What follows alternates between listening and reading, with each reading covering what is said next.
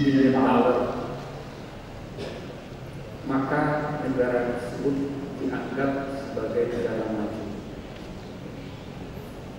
Atau ada standar-standar lain yang berlaku untuk mengatakan bahwa sebuah negara itu sudah tergolong maju. Tapi ceramah saya malam ini agak berbeda melihat apakah bisa kita gunakan standar lain untuk mengatakan bahwa negara yang maju dan akan maju itu cirinya atau standarnya bukan lagi kita lihat dari sisi gross domestic product dan lain-lain yang berlaku umum. Mungkin kita akan berdebat, Pak, bukan itu cirinya. Nah, mohon kiranya ini bukan untuk kita perdebatkan, tapi kita renungkan.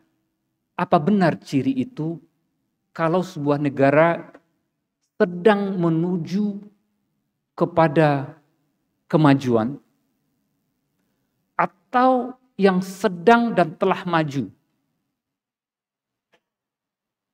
Apa ciri yang pertama? Ciri yang pertama, negara yang akan maju dan sudah kelihatan benar dia akan maju. Karena negara yang sudah maju pasti ini, boleh dibilang ini akan terjadi. Yang pertama adalah negara itu bersih. Silahkan kita amati. Negara-negara maju, baik itu kita berkunjung ke Amerika, berkunjung ke Jepang, berkunjung ke Eropa, ciri bersih itu selalu ada. Pertanyaan selanjutnya, apakah bersih itu sebuah nilai Islam apa tidak? Dalam beberapa hadis yang nadanya hampir sama, misalnya wudhu, kata Imam Tirmizi, al-wudhu satrul iman, wudhu itu sebagian dari iman. Apa itu wudhu? Taharah, bersih. Sebelum sholat wajib hukumnya kita wudhu. Maka negara-negara yang sudah maju tahu betul bahwa bersih itu yang pertama. Dalam riwayat Imam Muslim juga dikatakan ad-din alan nazafah. Agama itu ala, didirikan atas nazafah, kebersihan.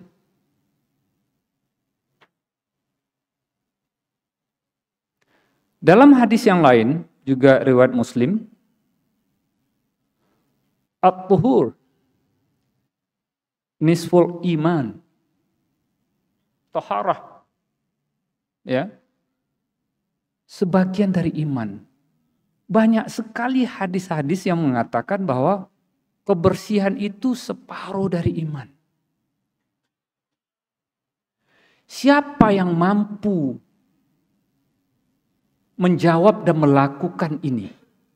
Kalau kita mau jujur, di mana nilai Islam terhadap kebersihan ini yang mampu dilakukan di bumi ini?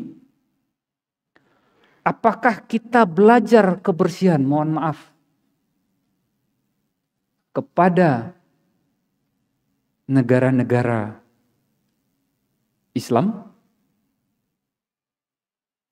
Atau kita belajar kebersihan itu ke negara-negara yang sudah maju dan akan maju? Ini bahan renungan. Bapak Ibu bisa saksikan sendiri. Berkunjung ke negara maju yang non-Islam, bukan non-Islam, yang tidak banyak muslimnya, dan berkunjung kepada negara-negara yang banyak muslimnya. Mohon direnungkan, mana yang lebih bersih? Padahal bersih itu menjadi syarat utama dalam kita beribadah, terutama sholat. Kapan kita mampu untuk melakukan yang dinamakan bersih ini?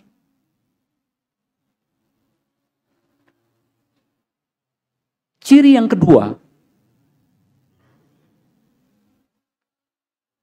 adalah tertib dan disiplin. Silahkan Bapak Ibu adik-adik buktikan sendiri. Apakah kedisiplinan dan tertib itu kita dapatkan di negara-negara yang mayoritas Islam atau Muslim? Atau di negara-negara yang minoritas Muslim? Silahkan untuk direnungkan.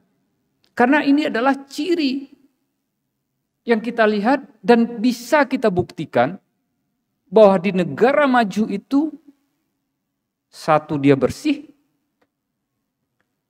Yang kedua, mereka tertib. Tertib berlalu lintas. tertib antri. Di fasilitas-fasilitas publik tertib.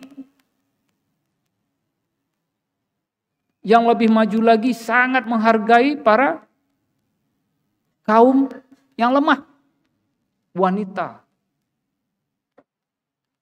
yang lagi hamil, orang tua. Mereka sangat menjunjung tinggi dan menghormati dan tertib memberi penghargaan kepada kaum yang lemah. Bukan berarti wanita itu lemah, tapi bahwa ada saatnya tertentu mereka harus diberikan prioritas dalam fasilitas publik. Ini adalah ciri negara yang maju dan akan maju dan telah maju.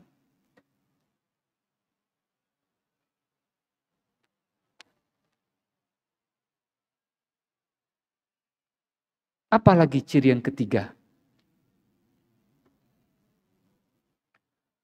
Ciri yang ketiga adalah indah. Tanpa alamnya yang indah, tapi kota itu, negara itu menjadi indah. Yang dekat saja, Singapura, itu hanya sebuah pulau. Tapi pulau itu bersih, pulau itu tertib. Bahkan orang Indonesia kalau datang ke Singapura jadi tertib, jadi bersih. Maka siapa yang tidak mengakui bahwa Singapura itu lebih indah daripada Batam? Siapa yang mengakui enggak? Kalau mau kita renungkan.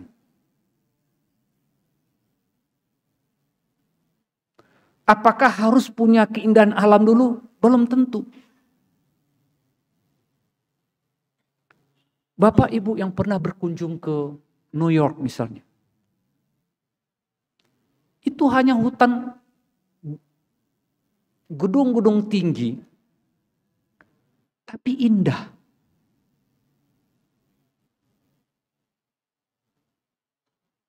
Lihat Tokyo juga sama. Lihat Paris, lihat London.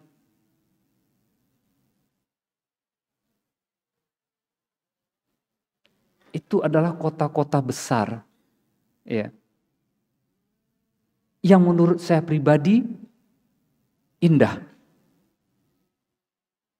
Kenapa? Ditopang oleh satu, bersih. Yang kedua, tertib. Dan di situ dia menjadi indah. Kalau ini adalah ciri yang dinampakkan oleh negara-negara maju. Walaupun kita berdebat nantinya, oh Pak ada juga sudut kotanya yang kotor. Ada, kalau kita mau cari. Tapi secara umum, apakah kita sholat tidak perlu tertib? Harus tertib. Setelah kita bersih, maka salah satu rukun dari sholat itu adalah tertib. Tidak bisa sujud dilakukan sebelum ruku. Nggak bisa. Takbiratul ihram itu di awal. Niat, mulai dari niat takbiratul ihram, ya, doa istiftah, harus tertib.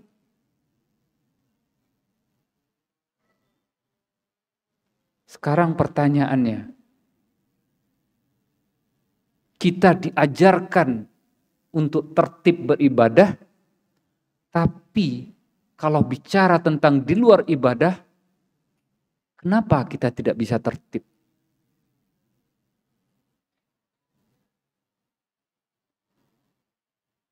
Terus kita berharap suatu saat nanti kita akan menuju kepada sebuah tatanan hidup yang maju. Pertanyaan selanjutnya, sudahkah kita bersih? Kalau implikasi yang lebih jauh lagi, bersih di negara maju itu tidak saja bersih fisik, juga bersih diri. Kalau saya tidak salah, pada Ramadan tahun lalu, saya berbicara tentang bagaimana akhlak kita bekerja di negara maju. Termasuk dalam hal-hal yang namanya waktu. Kalau kita bekerja di kontrak 40 jam seminggu, pada hari kerja tersebut, kita meninggalkan pekerjaan, urusan pribadi, ya, ke sekolah anak, ke rumah sakit, 2 jam, 3 jam, 4 jam. Apakah kita dimonitor nggak kemana kita hari itu dan lain-lain? Selama saya bekerja rasanya tidak.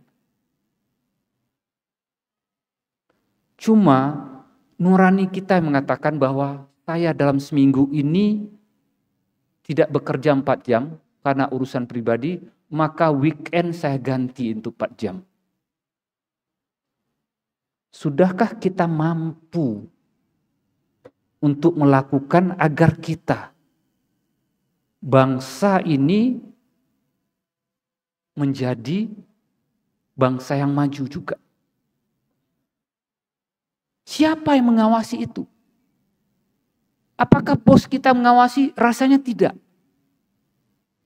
Cuma kesadaran diri masyarakat maju untuk merasa malu memakan yang bukan haknya. 4 jam waktu itu dia terima gaji, sementara dia di luar melakukan pekerjaan pribadi, maka mereka merasa itu malu. Kalau ditanya tuntunan agama yang mereka sehingga sadar untuk tidak melakukan, ternyata tidak. Budaya yang berkembang,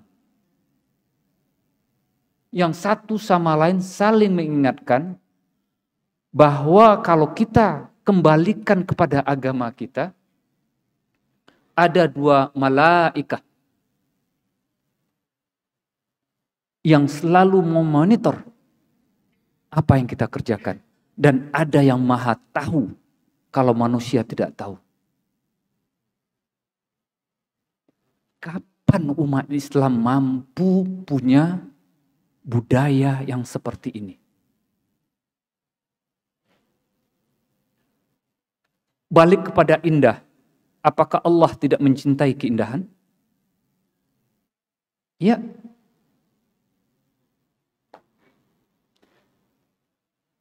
Innallaha thayyib yuhibbul thayyib. Allah mencintai yang baik. Allah itu baik dan mencintai yang baik. Dan Allah mencintai keindahan. Allah itu indah dan mencintai keindahan. Pak, kita berdebat kalau masalah keindahan. Indah itu relatif. Kalau menurut saya enggak. Ada indah yang universal. Yang kita tahu sendiri bahwa ini indah dan ini tidak. Kenapa? Ada sensor di sini yang mengatakan, iya ini indah.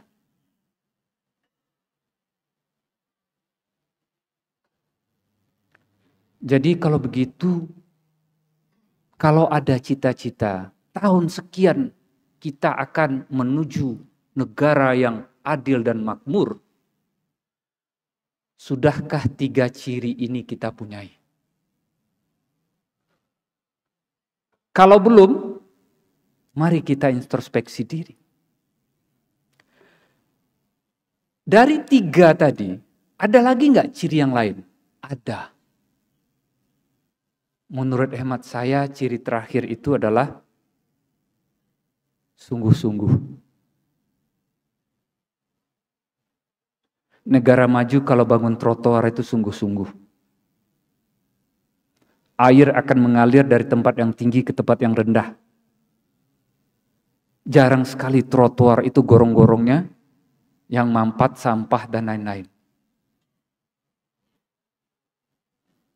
Kota dibangun dengan sungguh-sungguh. Kalau Bapak Ibu pernah membaca sejarah kota Bandung, ITB berdiri 1920, benar ya?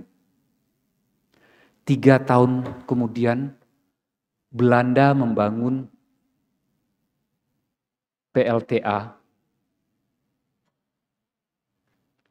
yang ada di Dago atas sana. 3 kali 1 megawatt, sekitar 3 megawatt, kemudian yang di bawahnya lagi 1 megawatt. Jadi total 4 megawatt. Belanda sudah memikirkan Bandung ini menjadi kota yang bersih, energinya renewable. Maka dibangun 4 megawatt pembangkit listrik tenaga air. Kalau waktu zaman itu listrik hanya digunakan untuk penerangan, 1920-an itu untuk penerangan, untuk otomobil mungkin masih sedikit, 4 megawatt. 4 megawatt itu 4.000 kilowatt atau 4 juta watt. Benar ya? Kalau satu rumah 100 watt, berapa rumah waktu tahun 1923 itu yang mampu dialiri oleh listrik? Yang dibangun oleh Belanda. Sungguh-sungguh Belanda membangun Bandung ini. Apalagi yang dibangun saat itu? Ciri negara maju itu jarang punya yang namanya LPG, itu jarang. Yang adalah gas yang dialirkan lewat pipa, tapi bukan LPG. Rumah-rumah yang dibangun zaman Belanda itu ada gas pipanya. Lihat aja Jalan Riau, Dago dan lain-lain, itu ada gas pipanya. Belanda bikin gas dari batu bara dan dialirkan ke rumah-rumah. Sungguh-sungguh enggak Belanda membangun kota ini?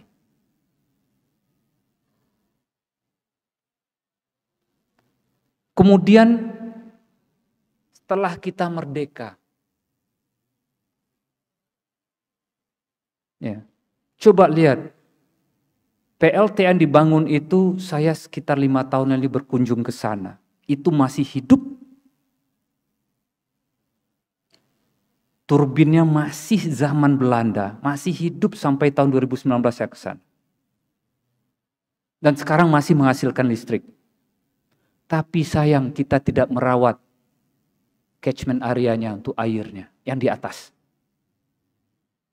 Sehingga kemampuan PLTA-nya menurun.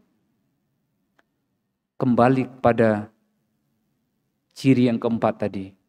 Kapan kita mau bersungguh-sungguh menjaga alam ini? Kenapa setelah kita merdeka kita menjadi tidak lagi melihat bahwa alam ini perlu kita pelihara? Kalau dia dulu bersih, harus bersih juga sekarang. Kalau dulu ada airnya, harusnya PLTA tersebut juga harus lebih ditingkatkan lagi kapasitasnya. Yang terjadi apa? Kapasitas menurun. Terus kita bilang, Pak, terjadi climate change, perubahan iklim, sehingga airnya sudah tidak ada.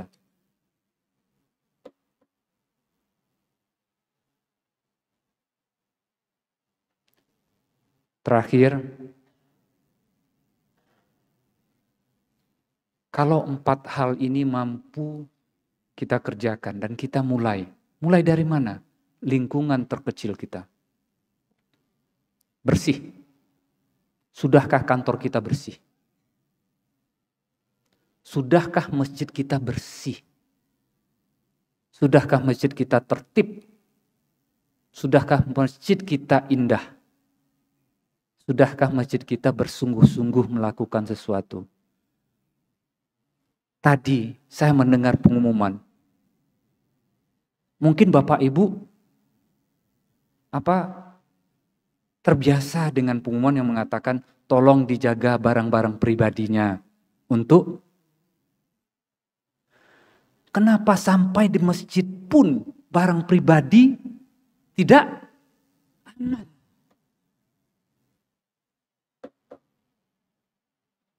Pak sunnahnya itu ya barang harus di ini dulu baru.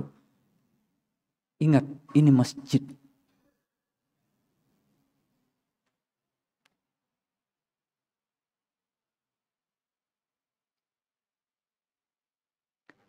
Ini hanya bahan renungan. Semoga kita bisa mengerjakan 4 hal tadi. Sebelum saya tutup, kalau Bapak Ibu pernah mendengar nama Syekh Muhammad Abduh, ulama Mesir, yang bersekolah ke Paris, ke Perancis.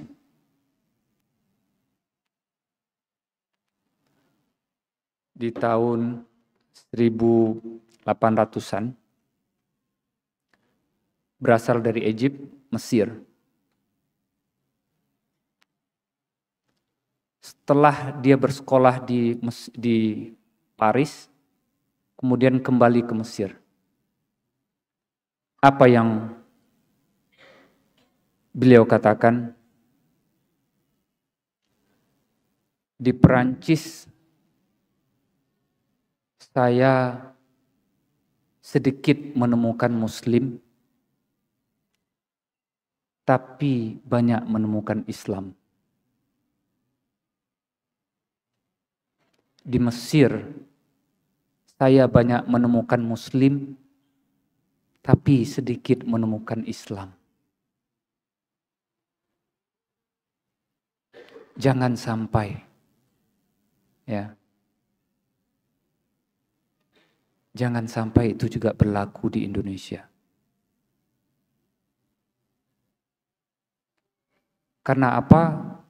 Tadi adik-adik kalau ada pengumuman untuk mengingatkan lagi, tolong barang-barang pribadinya dijaga, ya. Karena apa? Karena ada yang pingin punya juga, mungkin gitu ya.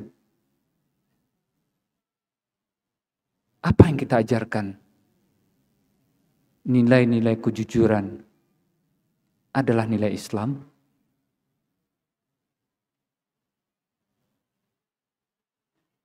Bisakah kita percaya bahwa yang datang ke masjid adalah orang-orang yang jujur, berintegritas, berakhlak yang mulia? Kalau mengatakan kita harus mampu mengalahkan negara maju, kalau 4 hal ini belum ada, mari kita introspeksi diri. Cukup sekian. Mohon maaf, banyak maaf kalau ada yang salah. Assalamualaikum warahmatullahi wabarakatuh.